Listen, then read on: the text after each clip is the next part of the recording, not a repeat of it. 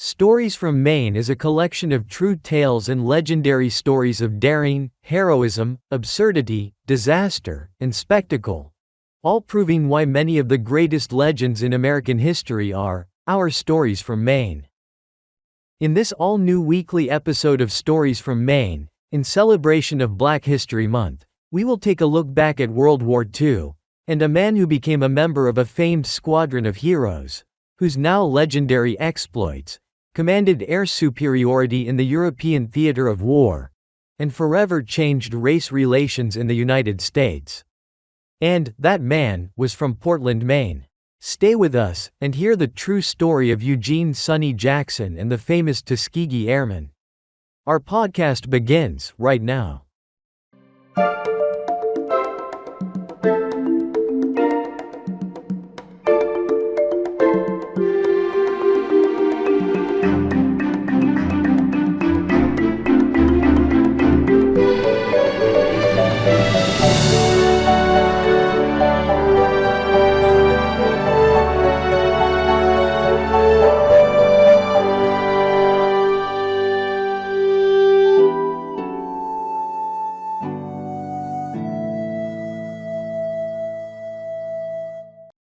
This is our Stories from Maine podcast for the third week of February 2025.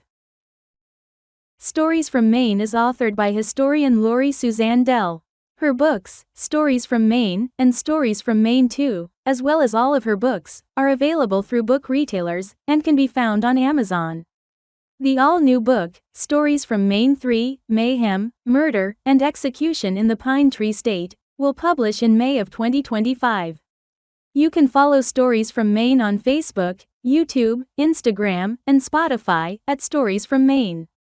Now, let's head over to James for another segment of This Week in Maine History. In this segment of This Week in Maine History, we revisit February 15 of 1898, when the United States battleship, the USS Maine, suddenly, and without warning, explodes in Cuba's Havana harbor. Out of more than 350 United States Navy personnel on board, 261 American sailors are killed. Without any explanation for the explosion, Americans, spurred on by sensationalistic tabloid headlines, begin calling for a war with Spain. The rallying cry, "Remember the Maine, and to hell with Spain," spreads like wildfire. This explosion, of the first American naval vessel to ever bear the name of the state of Maine, leads to the start of the infamous Spanish-American War. Although sabotage or targeting of the Maine could not be ruled out, a United States Naval Board of Inquiry eventually determined that the likely cause of the explosion of the USS Maine was probably due to an underwater mine exploding against the ship's hull. Today, one of the cannon from the USS Maine is displayed at Fort Allen Park in Portland, Maine. I will be back later in the program with another segment of This Week in Maine History. Now, let's head over to Oscar for our feature story on Portland, Maine's own Eugene "Sonny" Jackson. One of the most famed American fighter squadrons of World War II was a segregated group of black airmen who would serve America to great fame and be forever known as the Tuskegee Airmen. And one of those famed history-making men was a young man from Portland, Maine. Eugene B. Jackson was born on June 26 of 1923 to Alexander and Marguerite Ruby Jackson. Eugene's ancestors had first arrived in Maine in 1759, and now Eugene was being raised in Portland. By 1930, Alexander and Marguerite had separated, and while Marguerite struggled to cope with divorce, Eugene was sent to live with his maternal grandparents, William and Blanche Ruby. Eugene was raised in the family's rented home at 221 Valley Street, and he was educated in the Portland public schools. On June 19 of 1941, Eugene graduated from Portland High School. Eugene would later explain that growing up in Maine was a blessing, as prejudice and hatred were not something he often experienced. But that was all about to change. On December 7th of 1941, the Japanese attack on the Hawaiian Islands dragged a neutral America into the fray of World War II in both Europe and in the Pacific theaters of war. Immediately, Eugene wanted to enlist, but restrictions against African Americans made enlistment difficult. Yet, on October 29th of 1942, Eugene Jackson enlisted in the United States Army Air Corps at a Portland recruitment office. He was immediately sent to Fort Devens in Middlesex County, Massachusetts. Soon after boot camp was completed, Eugene found himself at Moton Field in Tuskegee, Alabama. While white American soldiers and seamen were being trained and quickly shipped out to serve in either of the two theaters of war, Black Americans were not widely circulated for such service in the segregated American military of World War II. Though the Black Americans who were now serving in the United States military were generally relegated to positions as kitchen staff, laundry workers, servants, or manual labor positions, these new recruits at Tuskegee were being trained for a greater military purpose. These Black American soldiers were about to make history as the United States faced a great threat in both Europe and in the Pacific. And President Franklin Delano Roosevelt sought an all-hands-on-deck approach for building America's war machine. Roosevelt wanted every able American to do their part, be they male or female, and he wanted American segregation to eventually come to a permanent end. And opening the United States military to include African American soldiers would greatly bolster America's military ranks. These enlisted Black Americans at Tuskegee would become the first trained combat and bombardier pilots, aircraft mechanics, and electronics and bomb technicians in United States history. And Portland's Eugene B. Jackson was now officially one of these history-making American airmen. Yet, there was still a long road ahead, one filled with abject racism, bigotry-based limitations, and severe challenges. We'll be right back. Our Stories from Maine podcast streams each Saturday on our Stories from Maine channels, on both YouTube and on Spotify. Subscribe now and return each week for another all-new weekly podcast episode of Stories from Maine. And you can also follow us on Instagram or on our Facebook page, where we post new content of stories, articles, images, and videos each day. Now, let's go back to James for another segment of This Week in Maine History. In this next segment of This Week in Maine History, we celebrate Maine's Black History Month by remembering historian Carter G. Woodson. After being barred from attending the American Historical Association conferences, despite being a dues-paying member, Woodson, believing that a white-dominated historical profession had little interest in Black history, undertook an effort to effect change. Woodson believed that African American contributions were greatly overlooked, ignored, and even suppressed by the writers of historical textbooks and by the teachers who used them.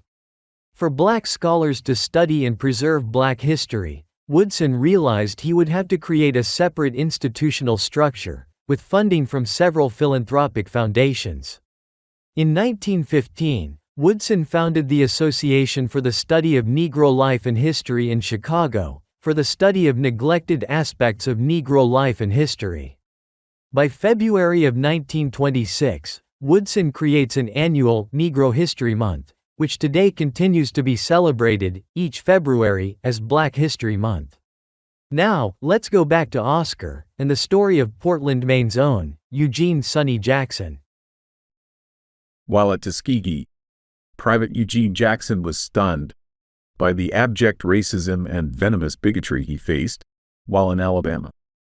The difference Jackson experienced between his former life in Maine and the life he was now living in the American South was brutally and abhorrently clear.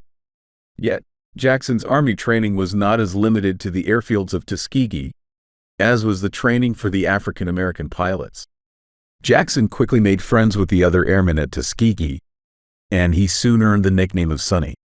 For Private Jackson, he was now being trained in the field of electronics, and most especially in radio technology.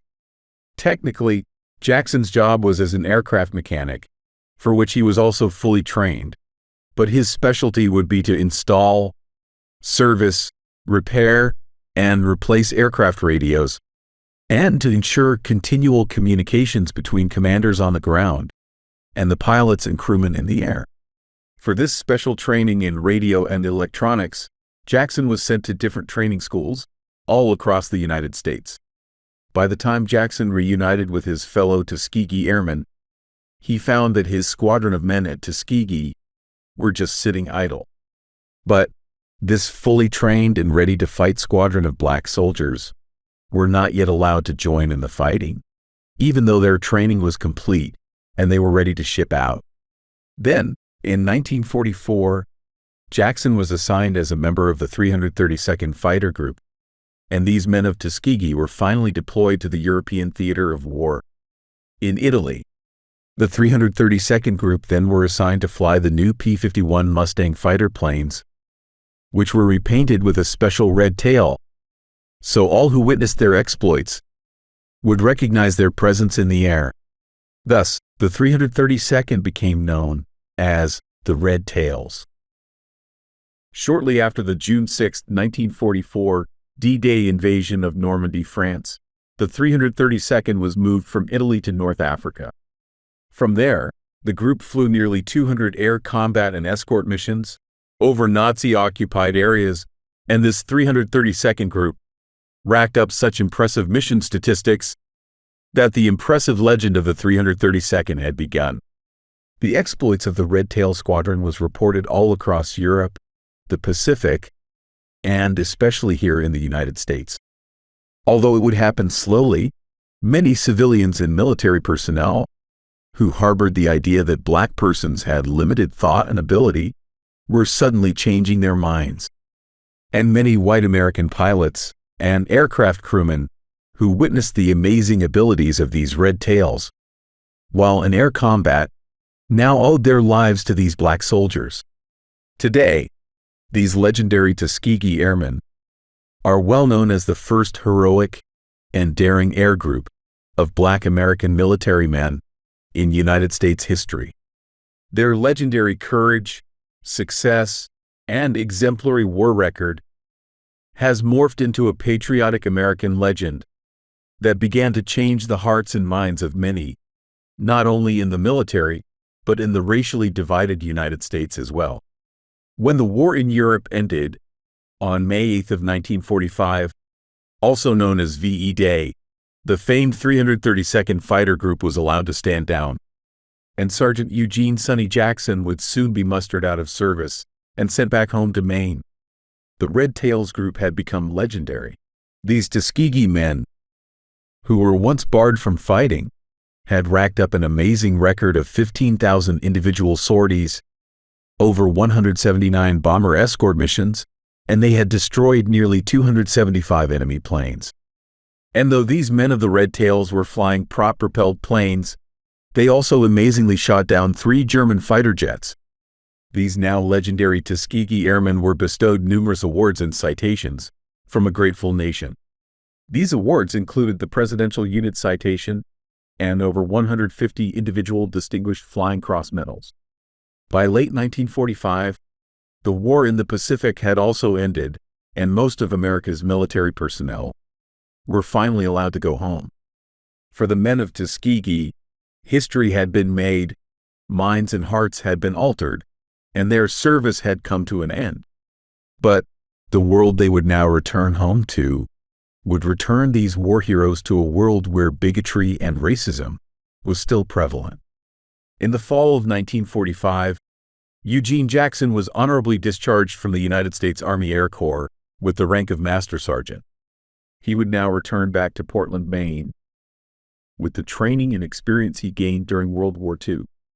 And that training and experience would allow him better employment opportunities in peacetime. With shining examples of courage and determination by such black Americans serving their nation in a time of war, America's racial history began to change. On July 26 of 1948, President Harry Truman signed Executive Order Number 9981, which commanded that all branches of the United States military be completely and immediately desegregated. As soon as Eugene Jackson returned home to Portland, he settled back into private life in Maine. But within 5 years, the Korean conflict saw him recalled to active duty in 1951. This time, his experience in the United States military would be quite different. Not only was the American military now desegregated, the United States Army Air Corps was now a brand new branch of the United States military. Jackson's duties were now to train new military recruits, both black and white, and help get America's new United States Air Force ready for its military duties of the Korean War. We'll be right back. Lori Suzanne Dell's books, Stories from Maine and Stories from Maine 2, The Legends Continue, as well as all of her books, can be purchased through all book retailers and through Amazon. You can drop us a note by emailing storiesfrommaine@gmail.com and let us know what you think of our podcast. We look forward to hearing from you. Now, let's go back to James for another segment of This Week in Maine History. By February of 1849, when word reaches Americans of a discovery of gold by James Marshall at Sutter's Mill in Coloma, California, the Great Gold Rush of 1849 begins. Many who dreamed of wealth and excitement leave the state of Maine in droves to join this westward migration. Here in Maine, the lumber industry rushes to fulfill insatiable orders for lumber, for use in the West, to fulfill the needs of an all-new and burgeoning population. Shipping companies in Maine also see a vast boon in their operations, and in their profits, as Maine lumber supplies are delivered by ships into the West, in vast quantities. As a result, much of the housing, mining timbers, and other wood-made things, are made from lumber grown, harvested, and shipped by Maine. Thus, the Great Gold Rush of 1849 had a positive and lasting, but nearly forgotten effect on the state of Maine. Now, let's head back over to Oscar for the conclusion of this week's feature story. By early 1952, Jackson returned home, after having once again served his nation.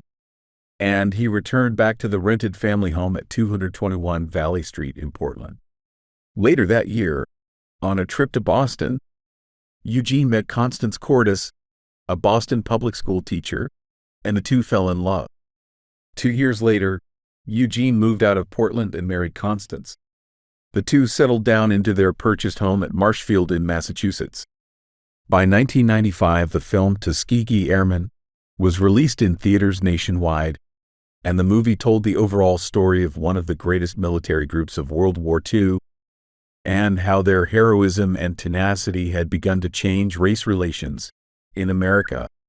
On March 29th of 2007, in an official ceremony held in the United States Capitol Rotunda at Washington, President George W. Bush personally handed out Congressional Gold Medal awards to the surviving Tuskegee Airmen who had served in World War II.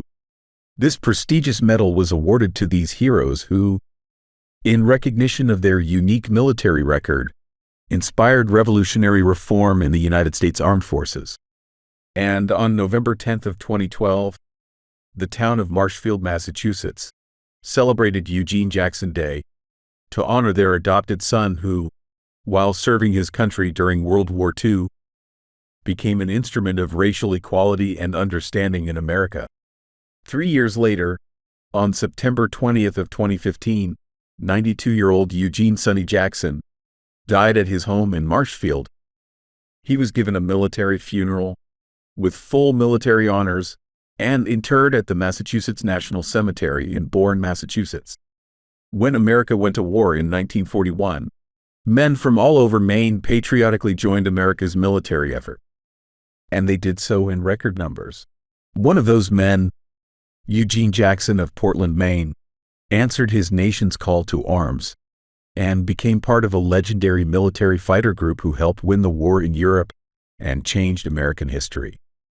And today, during Black History Month, we remember the great individual contribution of Portland's Eugene Jackson as one of the best and most legendary examples ever found in our Stories from Maine. We hope you enjoyed this episode of our weekly Stories from Maine podcast. Come back next Saturday for another great story from America's 23rd state, and see why many of the greatest legends in American history are our stories from Maine. See you then.